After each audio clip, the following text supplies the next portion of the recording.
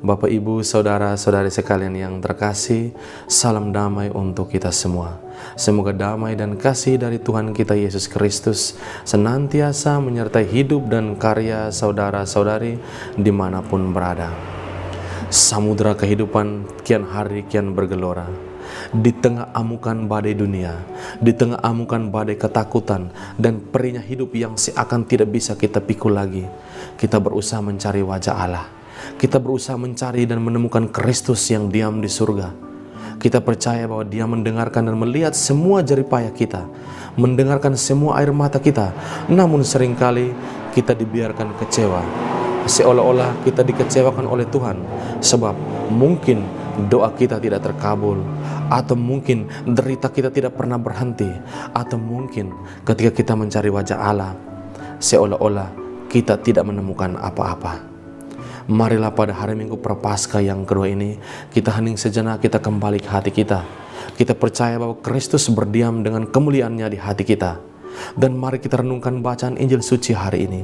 Hari ini Yesus mengundang 3 sahabatnya yang dekat, Petrus, Yakobus, dan Yohanes, menaiki sebuah gunung yang tinggi. Petrus, Yakobus, dan Yohanes adalah murid-murid yang khusus di mata Yesus. Mereka bertiga hadir ketika Yesus membangkitkan putri Yairus. Mereka bertiga yang hadir ketika Yesus dalam gelisah maut di Taman Getsemani. Mereka adalah orang-orang kekasih hati Yesus, murid-murid yang dipercayakan tugas-tugas khusus. Petrus akan menjadi pemimpin para rasul. Dia yang pertama menjadi martir, disalibkan kepala ke bawah demi imannya akan Kristus. Yohanes adalah seorang kekasih hati Kristus, dan Yakobus menjadi pilar iman Kristiani bagi bangsa Yahudi.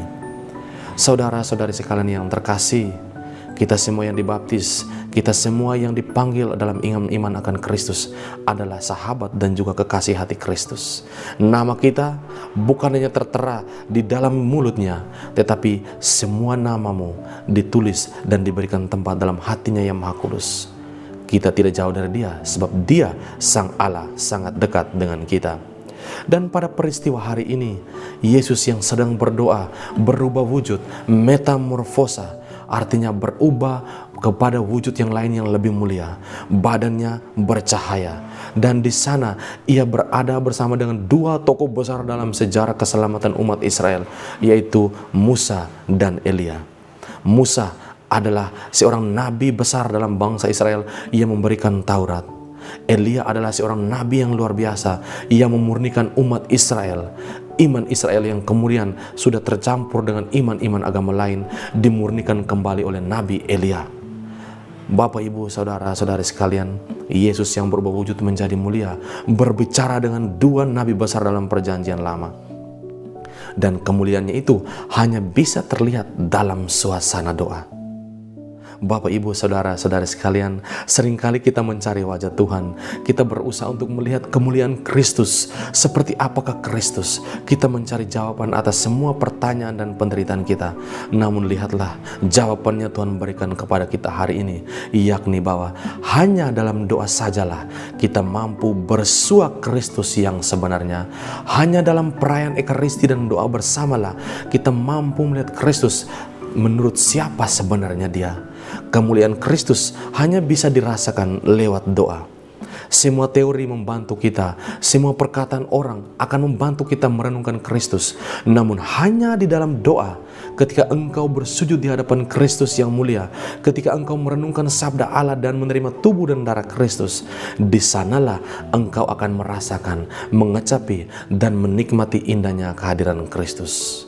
Doa-doamu akan melambung kepadanya sebagai dupa yang harum wangi kepada Kristus yang menanti hadirmu di dalam doa. Andai kata kita mencari Kristus tanpa doa, andai kata kita mencari jawaban kehidupan kita tanpa melalui doa, semuanya akan sia-sia. Yesus Kristus hanya diketemui dalam doa dan Ekaristi. Dan untuk mencari wajah Kristus yang sebenarnya, bahwa Dia adalah Tuhan, Dia adalah Mesias, hanya dalam doa dan permenungan yang mendalam tentang Dia. Hal yang berikut, saudara-saudari sekalian yang terkasih, dalam pembicaraan dengan Elia dan Musa, Yesus membicarakan bagaimana Ia harus keluar dari Yerusalem atau Exodus. Yesus harus pergi dari Yerusalem, menggenapi semua titah Bapa di surga dan mencapai kemuliaannya yang terbesar melalui passion, melalui sengsara, melalui jalan salib. Ia sudah tahu ia akan sengsara, dan dalam pembicaranya dengan kedua nabi besar Israel itu, mereka pun membicarakan bagaimana Yesus akan mengakhiri hidupnya dan keluar dari Yerusalem menuju ke Yerusalem yang sebenarnya, yaitu di surga yang maha tinggi. Yerusalem kehidupan kita di dunia ini hanya bersifat sementara. Dan oleh karena itu pesan buat kita semua, mari kita mencoba berani memikul salib hidup kita, berani mengambil resiko demi iman kita akan Kristus. Jangan menyerah akan Kristus, jangan menyerah ketika badai menghantam, jangan menyerah ketika amukan badai dunia memanggil kita untuk meninggalkan Kristus. Sekali-kali jangan pernah engkau tinggalkan imanmu kepada Kristus, sebab dunia hanya berusaha mengambil engkau dari Kristus. Dunia hanya berusaha menggagalkan relasi cintamu dengan Kristus. Oleh karena itu, tetaplah seperti Petrus. Mari kita bangun 3 tenda di sini, satu untuk engkau, satu untuk Musa, dan satu untuk Elia. Marilah kita tinggal bersama Kristus, melihat kemuliaannya dalam doa. Teguhlah dalam iman, sebab Allah sudah mengatakan pada hari ini juga, inilah anakku yang kukasihi, kepadanya lah aku berkenan, dengarkanlah dia.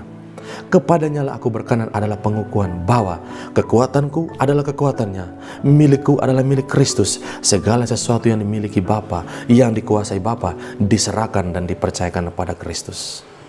Lalu kemanakah kita harus percaya kalau bukan kepada Kristus? Saudara-saudari sekalian yang terkasih, pada masa Prapaskah ini kita dipanggil untuk semakin dalam memasuki dunia permenungan kita, dunia doa kita, di mana kita dipanggil untuk berusaha menemukan siapa itu Kristus sebenarnya. Dan hari ini jawabannya telah kita peroleh, yakni dalam permenungan yang mendalam, dalam doa yang dalam dan tulus kepada Tuhan, kita mampu melihat Kristus. Kita tidak mungkin kemana-mana, hanya dalam doa kita bisa bertemu dan berjumpa Kristus.